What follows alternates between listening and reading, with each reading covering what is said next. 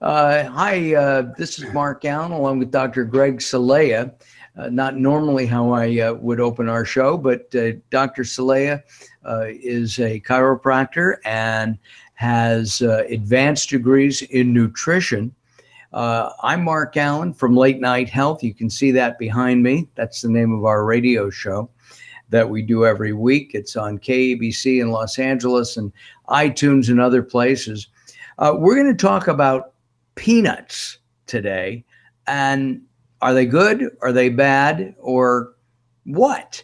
I want to start with something that I read a number of years ago, Dr. Celaya, and it is kind of on your outline that you gave me. But I understand that the Food and Drug Administration and the agricultural department have a percentage that they allow in food of rodent poop. Have you heard about that? Yeah, it's very common to see foods and a qualification on there that states material other than. So for example, let's say tomato sauce, tomato ketchup, you'll have MOT, material other than tomatoes. And usually that could be anywhere between 1 and 3%. Sometimes, I guess, even more. It depends really on the food. Of poop, of rodent stuff. Anything, not just rodent poop, but it could be sticks. It could be, could be twigs. It could be, who knows, anything. Oh my! Because I know that in peanut butter, which of course is usually peanuts, ground up peanuts. Sometimes you add salt. I prefer it without. And then some brands add oil. Again, when I make it myself, I don't. Or when I buy it, I just buy peanuts. That's it. That's all I want in my jar of peanut butter. But there's a certain percentage of rodent waste and hairs and things like that. Is that because peanuts are so yummy to mice and rats? No, it's that way with all foods, Mark. Like I said, tomatoes, mustard, any kind of food you can imagine, there's a certain percentage of food, or not food, so to speak, but materials other than what the actual substance is. So it's common in every food that's processed.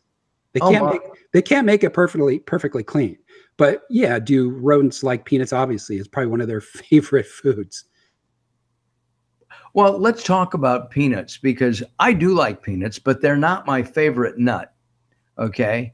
My favorite. Let me guess. I do like cashews. No, I was thinking of the insane Darryl Wayne.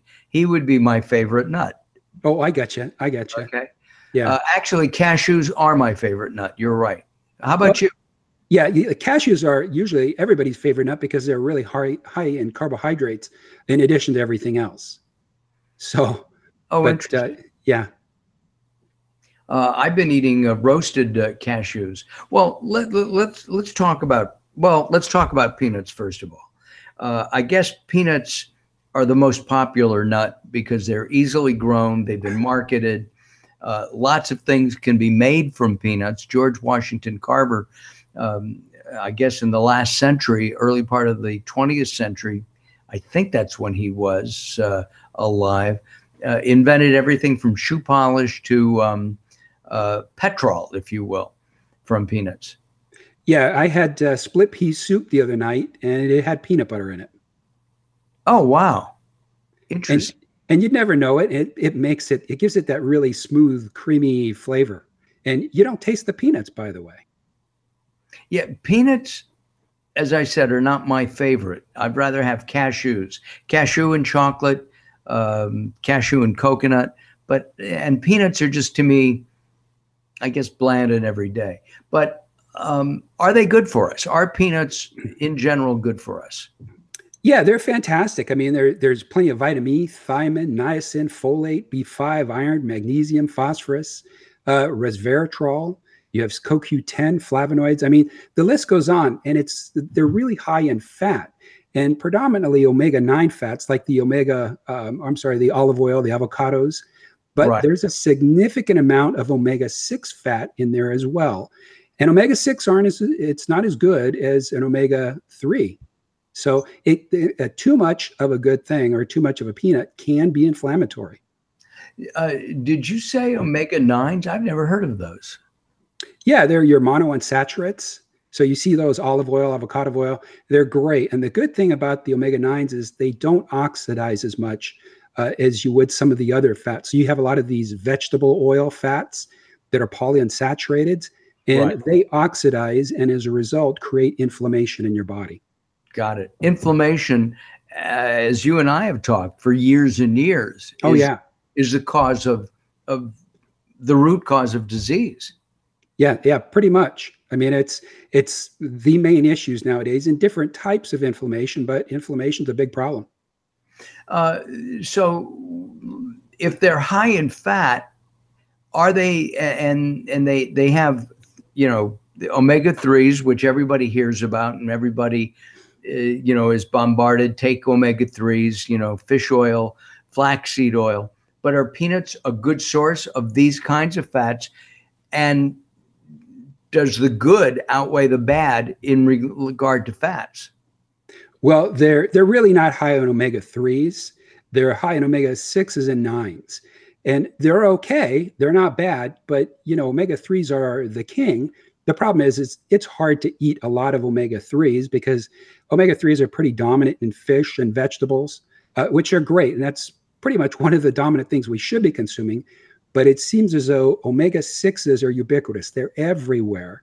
And so even though omega-6s are reasonable for us, if you eat them in excess, you have inflammatory responses in your body. Gosh, I didn't know that. And I didn't know that peanuts had so many good things. You mentioned resveratrol. I thought that was primarily from red wine or red wine grapes.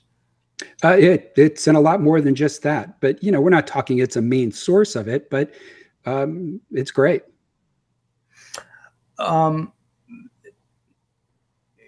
Peanuts have been known to help overall health. In what ways? Well, it's sometimes due to the fat consumption. We're seeing less gallbladder surgery in women that consume more peanuts. It can help with cardiovascular disease. It can actually help reduce the risk of type 2 diabetes. Oh, my. What quantity of peanuts would you recommend if I were a peanut eater, and what kind of peanuts? But that's a tough one because everything in moderation is what you want to make sure you practice. But there's different types of peanuts, and the healthiest peanut is the Valencia peanut.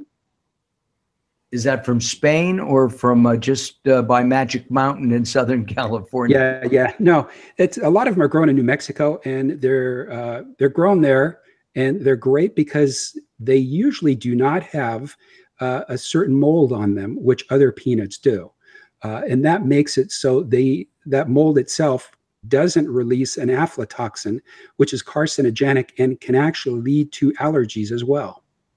So Valencia peanuts. Are they mold resistant? I wouldn't say mold resistant. We just don't see the aflatoxin as a result of them.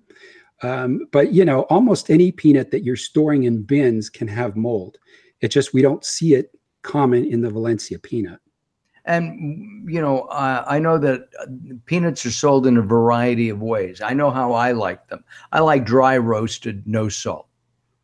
Well, of course you do. Of course I do. But is that the best way to eat them, or can you eat them raw? In the South they boil them. Yeah, I mean you can eat them any way you want, but of course raw. I tend to like the raw the best, just because they really haven't been adulterated. But you can have them dry roasted. That's reasonable. But here again, you're back to making sure you do everything in moderation. I mean, you shouldn't eat handfuls of them. It's like potato chips. You can't just eat one. You can't just eat one peanut. Yeah, and that's a problem. And that's a problem with any food, right? You mentioned potato chips.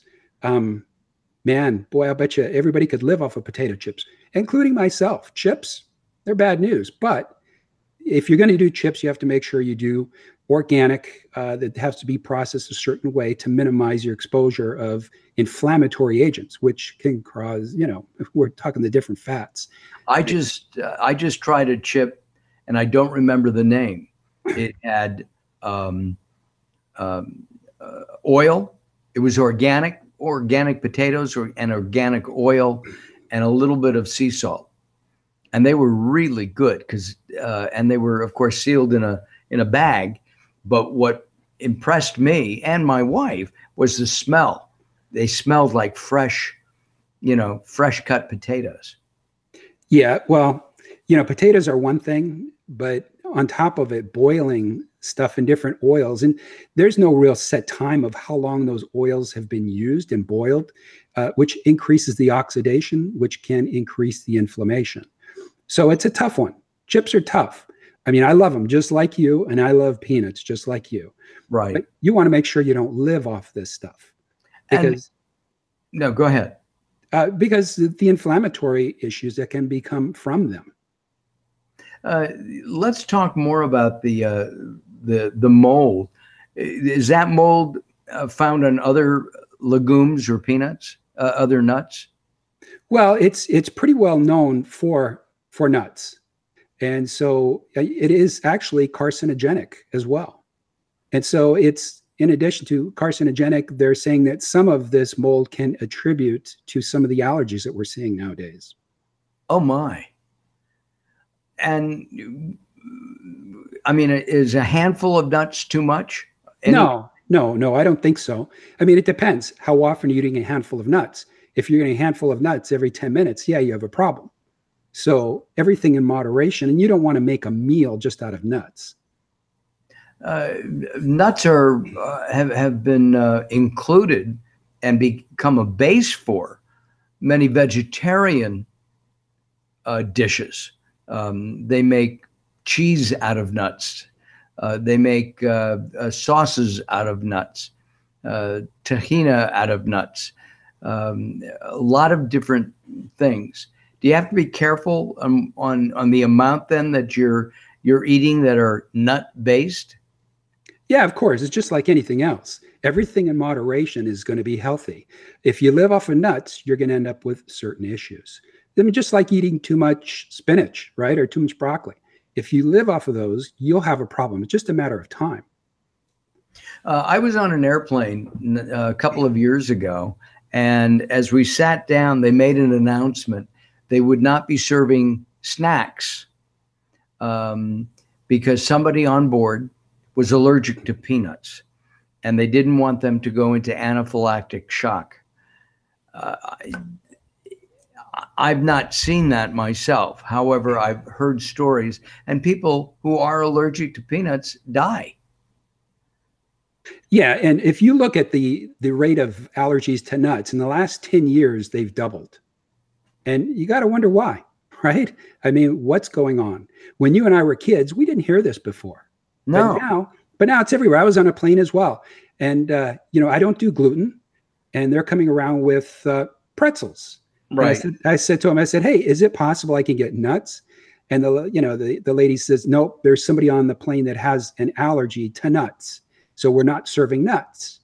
And I said to her, just to kind of be a smart aleck, I said, well, I have a problem with gluten. So what are we going to do now?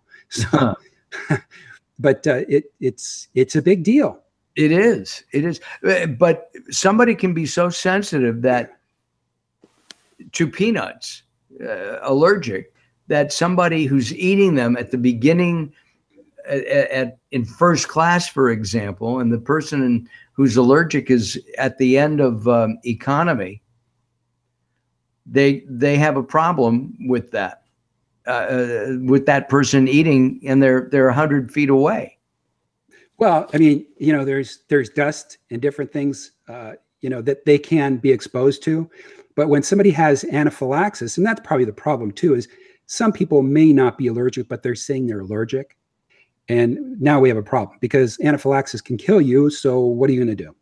Right. And I have no problem not eating nuts if somebody on the plane is allergic. I mean, it's just common sense and common courtesy.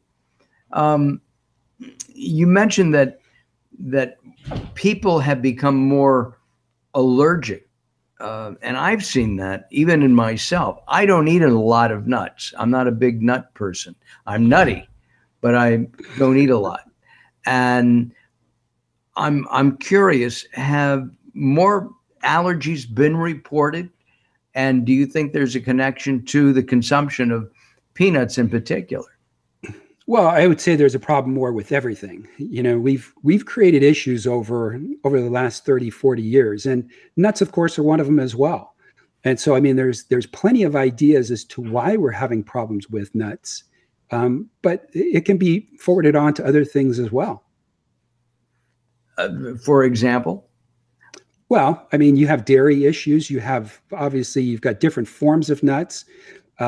You've got many different food allergies. So, for example, if we're running allergy testing, it's not uncommon for me to see a list a mile long of issues that people are having problems with. And so it's not necessarily the list of foods, it's other things that are creating the issue. So you have to look at the root cause of the problem, not just all the food issues that we're having, but what's causing it. And any idea of what is causing them? I mean, I'm going to throw out what I think: preservatives, non-natural colors, additives, things like that, chemical added to the food source. Well, yeah, you're 100% right. That's part of it. There's some research that shows that peanuts are not introduced early enough to infants, and therefore create some issues with immunity. Other research shows that it's entered in too early. You also have other things that look at the nut oils and protein types of sources that they're using in vaccines, and they may be closely related to the nut family or the nuts themselves. Interesting. Here's something going on. Yeah, that was another thing going on. Sorry about that. So anyway, I don't know if you heard that, but nut oils and other proteins in vaccines, I can't verify that. And they don't necessarily have to tell us what's in those vaccines if they're using things as generally recognized as safe. So I don't know. I mean, there's plenty of different options, but really, what's the main cause for nuts themselves? Right. And I mean, we've eaten nuts since before the Bible. They've been cultivated in one way or another. Have people always been less tolerant of certain kinds of nuts like peanuts? No, I don't think so. Like I said, it's doubled in the last 10 years. But then again, there's so many other issues. So, for example, you go to the DMV and they have a bottle of hand sanitizer there, right? And right. You put this stuff in your hands because you're freaked out of germs. Well, that's a real problem. We've created a problem that is just way too clean. We don't have the biodiversity of the microbes to help us keep healthy.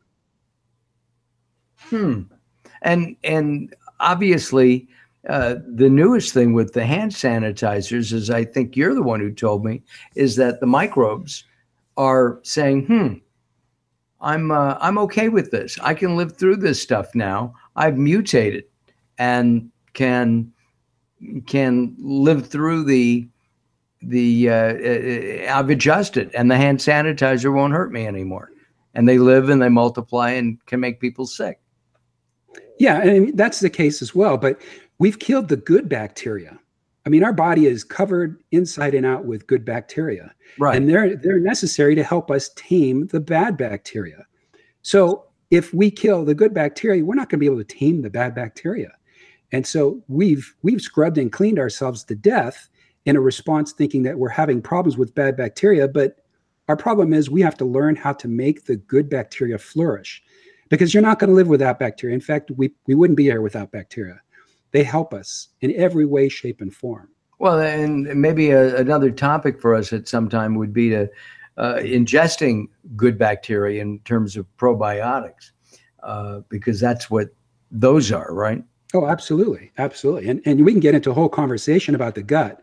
And, we're hitting a little bit upon it here, but it's so important to have the right microbiome, the right bacteria, number one. And you can't have the right bacteria unless you feed them the right way. And that's the problem nowadays is we're not feeding them the right way. And so we end up with something called loss of oral tolerance. I don't know if you've heard of that before. No.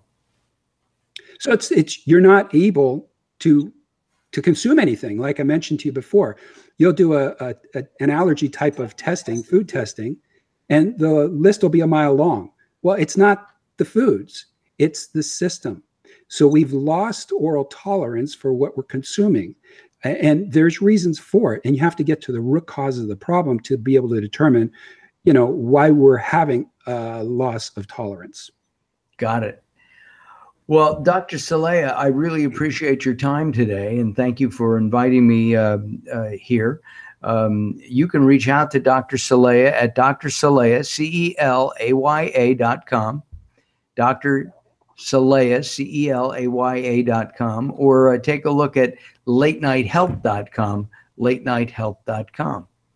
I look forward to trying this again. Yeah, we'll give it a shot next time, and let's see what subject we can come up with next. It's nice talking to you, Mark. Bye-bye. Bye-bye.